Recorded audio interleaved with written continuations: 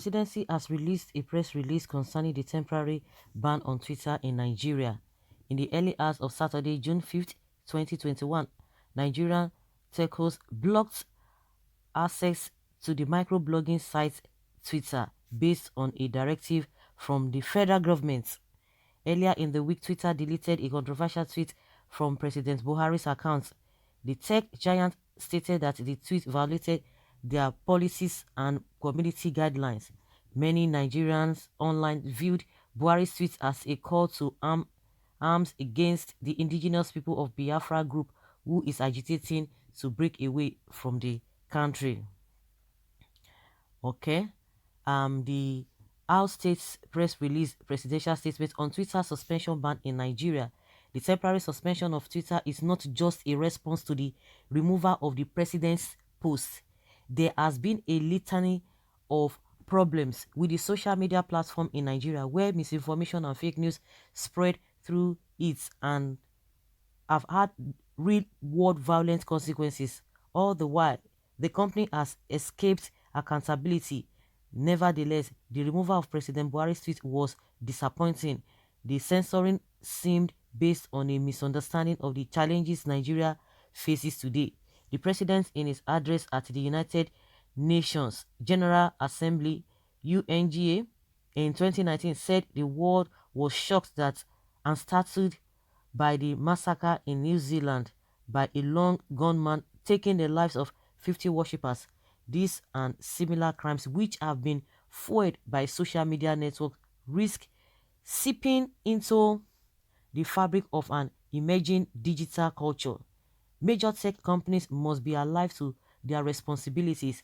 They cannot be allowed to continue to facilitate the spread of religious, racist, xenophobic, and false messages capable of inciting whole communities against each other, leading to loss of many lives. This could tear some countries apart.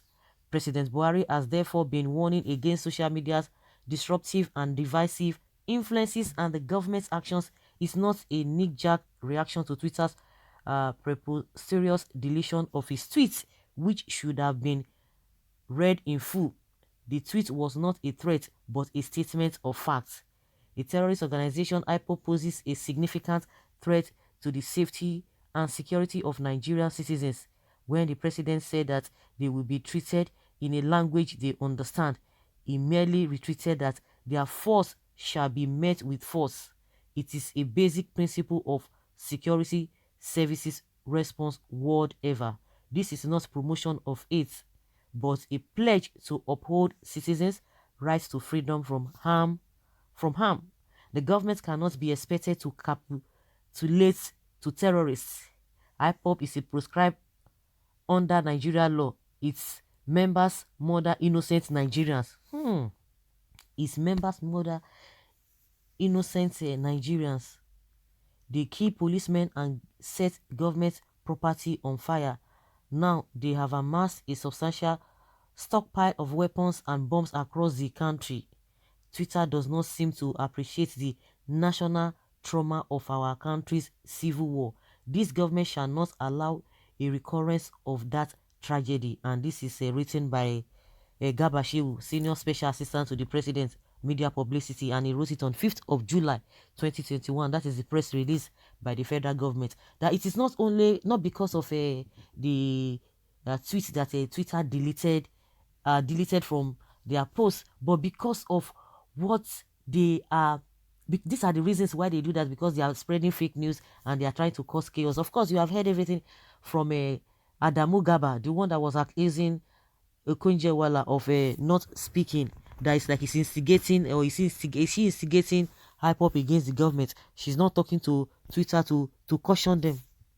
These are the reasons why these people are coming out to tell us. So what about the S-Men? What about S-Men? Okay, if you agree that, according to you, if you agree that ESN and IPOP, they are in their own local, their locality, in their own region. But what about the S-Men that have been going all over the place? Before you started, this whole thing started, which everybody who is open-minded, you know that where this whole attack is coming from. And just like I've said before, IPOP cannot stoop so low and involve themselves in this kind of a thing, knowing fully well that the Nigerian government is trying to make sure that the whole world understands and believes that these guys are who they have claimed them to be. They have prescribed them to call them terrorists. That is what they want to do. Then you now stoop low and begin to do this. Is an opportunity because you have not even started doing it. They are beginning to say it, and that is the song that is in the mouth of every northerner that IPOP are the ones making this country ungovernable. That is what they are. They are changing the narratives. And now you are telling us that then what about the S-men that have been going every nook and crannies?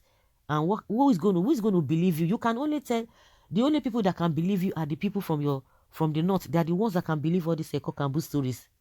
They are the only ones. The only thing you would have done, okay, is it only Twitter that they spread fake news? The fake news that you guys even propagate, is it only on Twitter platform? That means those who are saying that you are planning to even shut down the whole social media in Nigeria, they are not they are not lying. They are not lying. Where are you begging? People are responding that why are you begging for unity? Allow Igbos to go because your hatred for that tribe is too much. Gabashew is an illiterate. Gabashew, why can't you name bandits in your region? We are even talking of the bandits in their region. Okay, now the ones that Gumi has been moving with, what do you call them? They have been collecting ransom. Who is paying the ransom? 200 million, 150 million, 80 million, 30 million, as the case may be. In your own, under your watch, you are not going to speak the language they will understand. Why? Why can't you name bandits in your region that their leader Sheikh Gumi is protecting, a terrorist organization? The same Twitter did same to Trump, and America did not ban Twitter. They just deleted a Twitter of Buhari that is against their rule. That is when Nigeria remembered that the platform is being used for fake news. Okay, Trump could not do much because Twitter pays billions of dollars in taxes to US government. They also give lots of jobs to US citizens. So do you know why he was handicapped? Handicapped for where? Are Nigerians not benefiting from Twitter? Or because you don't know what is happening on online? Are Nigerians not benefiting from Twitter?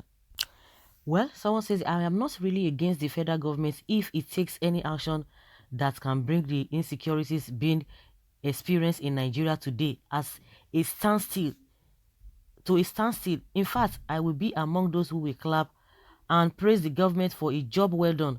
My major concern here is that I feel the government is not using the same actions being used on the IPOP, on the headers who have been making farming activities difficult for the Nigerian farmers. Well, you are very correct. Buhari's body language is suspicious and smacks hypocrisy. His inaction and inability to nip headers excesses in the board at the early stage of this government is his greatest undoing. It is unfortunate because it seems it has grown beyond the government's capacity now. It is only God that can help us now. Well, guys, let's say your opinion on this.